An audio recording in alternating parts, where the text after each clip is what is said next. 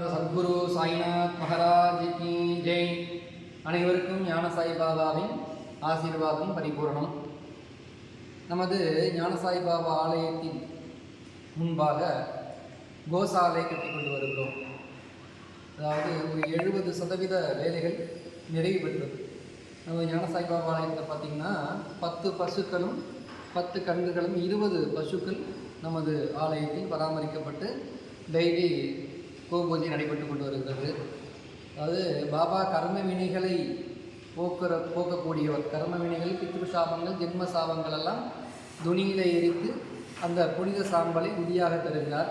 அப்படியாக கர்ம வினைகளை போக்கக்கூடிய ஞான சாய்பாபா ஆலயத்திலே தினசரி இந்த பசு பாபாவை தரிசனம் பண்ணிட்டு போகிற ஒரு புண்ணிய ஸ்தலம் இந்த ஞான சாய்பாபா ஆலயம்.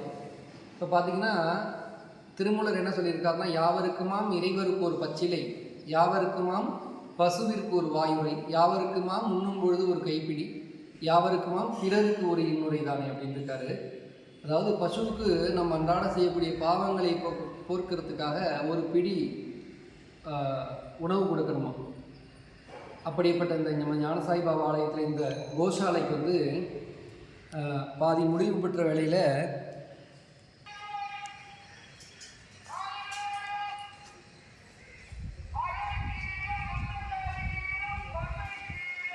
இந்த பெண்டிங் வேலை என்ன இருக்குதுன்னு பார்த்தீங்கன்னா, இந்த கிரில் கேட் பண்ணணும், சைடு கிரில் கேட் பண்ணணும்.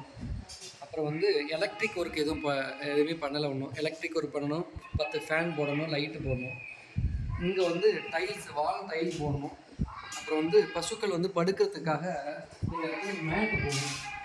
அப்புறம் முக்கியமான ஒன்று என்னென்னா, போர் போடலை. இங்கே பசுவிற்கு ஒரு வாய் தண்ணி கொடுத்ததுக்கே சித்திரகுப்தன் சொல்லி ஒரு பக்தருக்கு 2.5 நாழிகை சொர்க்கத்தில் இடம் இருந்தது.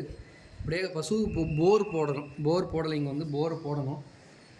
இந்த மிச்ச வேலைகளெல்லாம் இருக்கிறது. பக்தர்கள் தங்களால் இயன்ற ஏதாவது ஒரு உதவி செய்து, இந்த ஆவணி மாதம் புரட்டாசி ஐப்பசி பார்த்திங்கன்னா மழை காலம், பசுக்கள் மழையில் ரொம்ப கஷ்டப்படும்.